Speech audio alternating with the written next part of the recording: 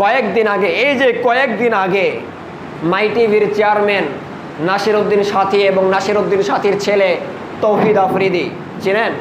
যুবকরা ভালো চিনবে, যুবকরা ভালো চিনবে। মানে এখানেও ওই তৌহিদ আফ্রিদির অনেক ফ্যান ফলোয়ার রয়েছে। তার কি টাকা পয়সার কোনো অভাব ছিল? তার ফ্যান ফলোয়ার পরিচিতির কোনো অভাব ছিল?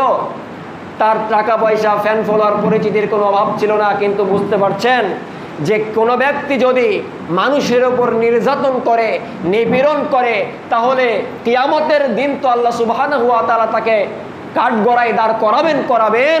কিয়ামতের আগে দুনিয়াতেই আল্লাহ সুবহানাহু ওয়া তাআলা ছাড় দেবেন, কিন্তু ছেড়ে দেবেন না। ছাড় দিবেন কিন্তু ছেড়ে দেবেন না। ওই যে তখন তৌহিদ আফ্রিদিকে গ্রেফতার করা হলো, আমাদের সুশীল সমাজের কিছু বুদ্ধিজীবী আবার বলছে না না না না, এটা ঠিক হয় না, এটা হচ্ছে মানবতা বিরোধী। কি বলছে? এইটা নাকি মানবতা বিরোধী। কিছু বুদ্ধিজীবী বলছে এইটা নাকি মানবতা বিরোধী। কেন? কারণ তিনি হচ্ছে একজন মিডিয়া পার্সন, কেন তাকে ধরা হবে?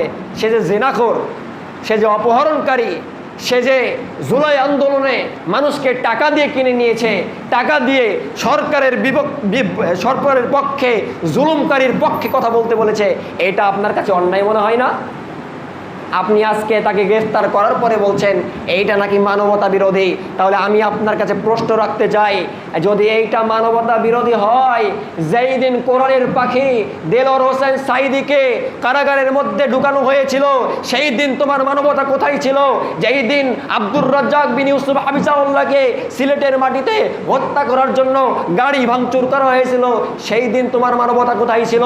যেই দিন আমির জামাত ডক্টর আসাদুল্লাহ আল গালিব স্যারকে 2005 সালে যখন হত্যা মামলায়, 2005 সালে যখন জঙ্গি মামলায় কারাগারে আটক করা হয়েছিল, সেই দিন তোমার মানবতা কোথায় ছিল?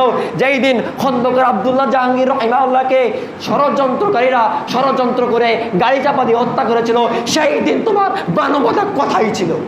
কোথায় ছিল? ভণ্ডামি বাদ দাও, ভণ্ডামির দিন শেষ, তারুণ্যের বাংলাদেশ।